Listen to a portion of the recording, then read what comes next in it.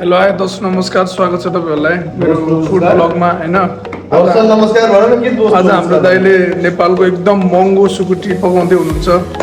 यतिसम्म महँगो मैले अहिलेसम्म देखेको थिएन। उहाँले चाहिँ अब कति कति होला उसको रेट रेट चाहिँ भन्न मिल्दैन भाइ। गोप्य हो जति यसको।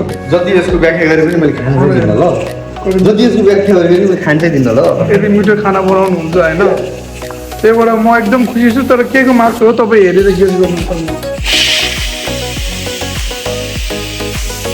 अनि तपाईँलाई अझै पनि सुकुटीको ब्लगहरू चाहिन्छ भने मलाई। अनि हाम्रो दाइले खास गरी किन्नु भएको भने यति जति छ यसलाई नेपालको होइन सरी दुबईको 1200 दिराममा किन्नु भएको थियो। 1200 दिराममा किन्नु भएको थियो। यो सेकहरूले खाने खालको ऊँटको मासु हो, त्यही कारणले गर्दाखेरि यसको 1200 दिराम पर्यो। त्यो देख्छ हामीले अब हामीले पनि बात बनाउँदैछौँ होइन। अब हाम्रो त औकात छैन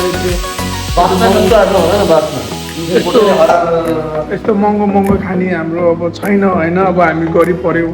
तर दाजुले हजुर त्यो अलिक भन्न लाज लाग्यो भएर मैले तपाईँहरूको अगाडि मैले नभनेको। तर दाइले प्याचै भनिदिएको के प्रब्लम भएन होइन। तर छैन के गर्ने होइन।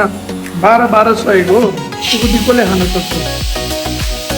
यो 1200 त कति लेबर काम गर्ने केटाहरूको त स्यालेरी नै हुन्छ, तलबै हुन्छ के त्यो।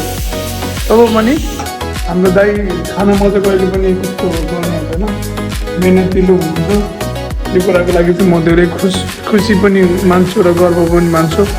मेरो दाइको बिहे भएको छैन होइन। कसैलाई केटी दिनु मन छ भने प्लिज मेरोमा म्यासेज गर्नुहोस्।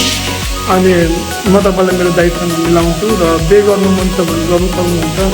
घर सबै राम्रो छ, पैसा महिनाको 1 लाख कमाउनुहुन्छ। 1 लाख दिन